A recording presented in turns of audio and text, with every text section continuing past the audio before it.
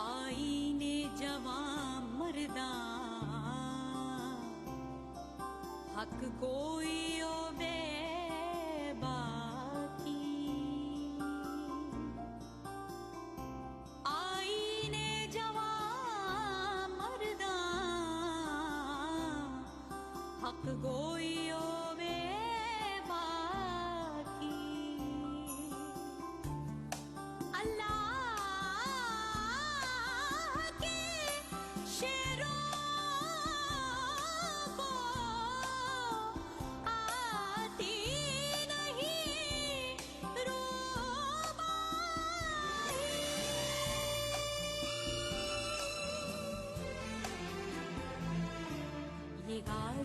Once you profess to be a government of some sort, you can't afford to stand still. This is point number one. Point number two is, when I took over on 5th of July, I promised three things. I said, first and foremost, I will bring back the Islamic values. I will venture for the Islamization of laws and bring in Islamic values, and third, I hold the elections. These are the three things I promised. But Pakistan, unfortunately, has one of the lowest income per capita in the world. Yes. Are you advocating that faith will fill their bellies rather than economic measures? No, I'm not. I'm saying that faith will do half the trick, and half of the trick should be done by positive economic measures, by physically giving a load of bread to the man, say, this will fill your stomach. And once this fills your stomach, then turn to God and say that this loaf of bread has come from Him. So aren't General Zia's new Islamic laws further complicating Pakistan's economic problems? No. I'm not mixing up the economic problems. Economy has its own value, and faith has its own value. And in our way of thinking, Islam is not just one part of your life. It encompasses everything. Even your economy should be regulated according to Islamic laws. But some people say that this is impossible to put into action, sir. That it's, with respect, a pipe dream. Oh no, you will see. I'll call you. No, I'm not. This is a challenge. I'll call you to come and witness the organization and distribution of zakat and ushur, which will be effective on 1st of July. To every suggestion that Pakistan could disintegrate because of the economic, regional or religious tensions, General Zia has a simple solution. I think the only cementing force is Islam. We started off from a point which, in my opinion, was most pertinent from the point of view of impact on the society. And impact on society, in my opinion, is from laws which look a little stringent. Many people say that the Islamic punishments that you have instituted are in fact barbaric and inhuman, and in fact contravene the United Nations Declaration of Human Rights. What would you say? No, I would say that these punishments are just right. They're not barbarian. They're not against the human rights. But how can you say that, sir? Because I give you, because there are these serious punishments like stoning a man to death, chopping off a hand, or the lashes. The lashes are also being administered scientifically. We filmed in Yes. Saudi Arabia a flogging which was just a tapping which was to humiliate. Yes. What is happening here is different. Yes, but what has happened here so far has not happened under the Islamic laws. It has happened under the martial law. How can you say that you don't contravene the Declaration of Human Rights if you stone somebody to death or you chop off somebody's hand? There's a case coming up in Multan, for It instance. has already been through practically. Has the hand been amputated? Not yet. It will be. Most people would call that inhuman. Yes, but this is the way of life. This is the way of thinking. I think it is absolutely within the rights of human beings.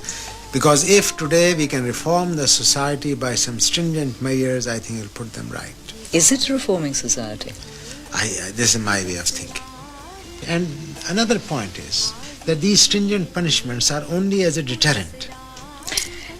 They are a deterrent in the sense that every time a man makes a theft, it does not mean his hand is to be chopped off within 2 minutes. You have no conflict at all in your mind, sir? None whatsoever. You find your conscience is clear? My conscience is clear by 200%. My conscience is clear by 200%.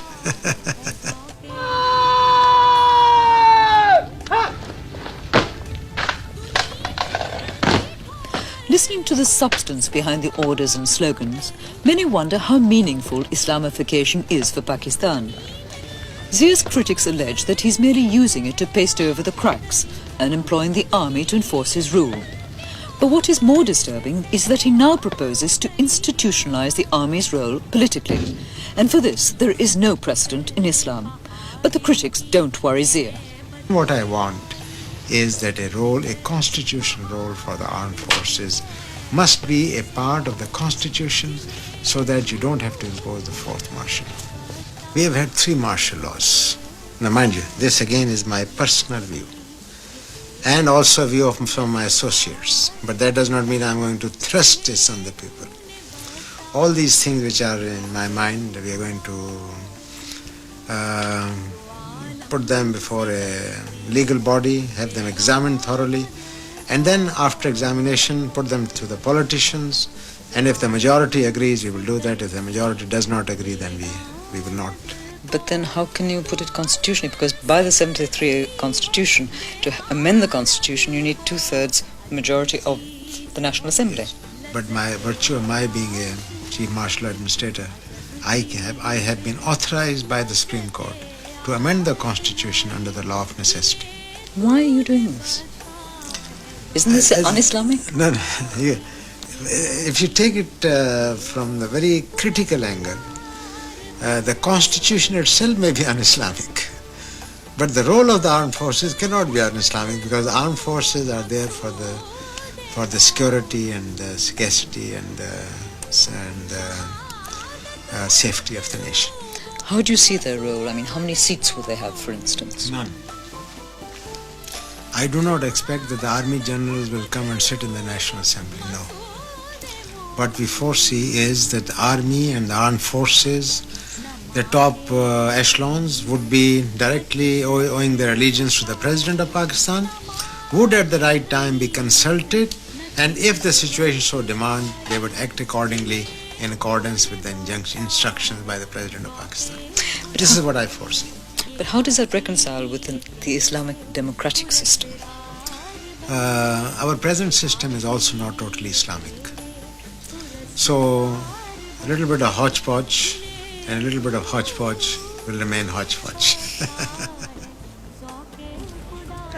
Despite his critics, Zia has recently inaugurated an Islamic novelty, the Majlis. In Saudi Arabia, the Majlis is truly Islamic, giving any citizen access to his ruler. Here, only a selected few can get to Zia. And the Majlis is a poor substitute for the elections he promised within 3 months of taking power. That was 2 years ago. As with so much in Pakistan, Zia will decide when the elections will be. This is for the good of the country and good of the politicians, not so much for my good health. Who decides that, sir? I will. I'm a martial administrator, you're forgetting. I am a martial administrator. But then you're imposing with respect, sir. No, exactly. These are my ideas. I would consult all the political leaders and I will decide what the general consensus demands. And what about Pakistan's General Zia? Does he see resurgent Islam as a future military power in the world? No, because Islam does not believe in rule by power or invasion for the sake of the faith. Because after the Prophet, if Islam was spread out in the whole of the world, it was not by sword. There's reputed that you are starting an Islamic pool of arms, and particularly an atomic pool. Is that true? No, this is wrong. This is propaganda, publicity. They have even named it. They said Ziaul Haq is going to make a bomb and it is the Muslim bomb.